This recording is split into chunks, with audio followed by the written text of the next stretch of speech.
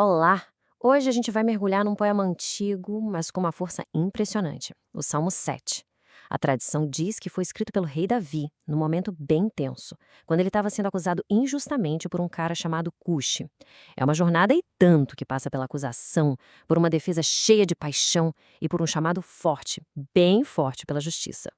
Mas antes de tudo, vamos trazer isso para o nosso dia a dia, porque o salmo pode ser de milênios atrás, mas o sentimento, esse é de hoje. Aquela sensação de ser alvo de uma mentira, de ter o nome jogado na lama e aquela vontade imensa de que a verdade finalmente apareça. É exatamente nesse lugar de angústia que a nossa análise começa. E olha só o caminho que a gente vai percorrer. É a jornada emocional do autor passo a passo. Começa com um grito de desespero, depois passa por uma autoavaliação bem honesta, aí vem o apelo ao juiz supremo, uma reflexão sobre a lógica do mal e, por fim, a chegada num lugar de confiança e celebração. Então vamos lá para o primeiro ponto, o grito por socorro. E aqui a coisa é séria, não é um incômodo qualquer, não. A sensação é de perigo real, imediato, uma questão de vida ou morte. E essa imagem, nossa, é de uma força tremenda. Um leão, isso passa uma ideia de vulnerabilidade total, sabe? A sensação de ser uma presa prestes a ser despedaçada.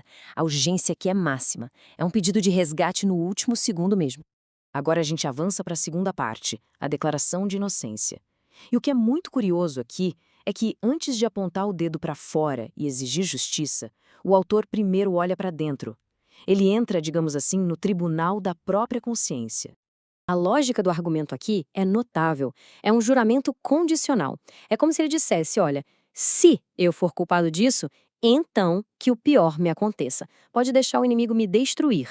A confiança na própria inocência é tão grande que ele aposta a própria vida nisso. É uma prova de fogo da sua integridade. Então, o ponto central é este. O autor não está dizendo que é perfeito, que nunca errou na vida. Não é isso. A alegação é muito específica. Ele está afirmando com todas as letras a sua inocência naquelas acusações que foram feitas contra ele. É uma defesa da sua integridade, nesse caso, pontual. E isso nos leva direto para a terceira parte, o apelo por justiça divina. Depois de se autoavaliar e se declarar inocente, o foco muda completamente. O apelo agora é para fora, é para a instância máxima, para o juiz final. A linguagem aqui muda da água para o vinho. Deixa de ser um pedido de ajuda e vira quase uma convocação. Palavras como levanta-te e desperta são muito fortes, quase uma exigência. É um chamado cheio de confiança para que a justiça cósmica entre em cena e faça o seu papel. E a partir daqui o poema começa a desenhar uma imagem muito clara de como essa justiça se manifesta. A resposta de Deus é descrita como um guerreiro se preparando para a batalha. O arsenal da justiça está sendo montado. Primeiro, a espada é afiada. A ação é iminente. Em seguida, o arco já está armado, pronto para o disparo. A preparação se intensifica. E por fim, as setas estão em chamas. Uma imagem que mostra o poder decisivo e impossível de parar do julgamento que vem aí. Uma demonstração de força e certeza que não deixa nenhuma dúvida. Chegamos na quarta parte, o destino dos ímpios.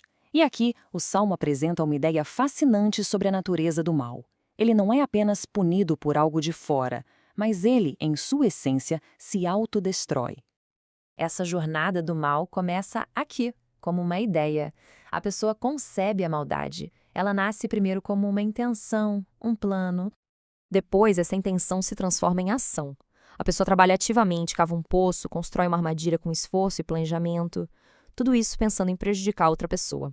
E aqui vem a ironia, a justiça poética da coisa.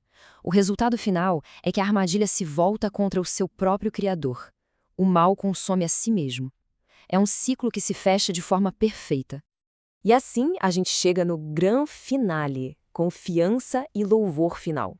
Depois de passar pelo medo, pela autoanálise, pelo clamor por justiça, a jornada emocional do autor chega finalmente à sua conclusão.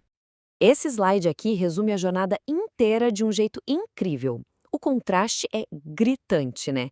A história começa com o terror do leão, um medo cru, primitivo, e termina aqui, com uma declaração serena e cheia de confiança, um louvor baseado na certeza da justiça.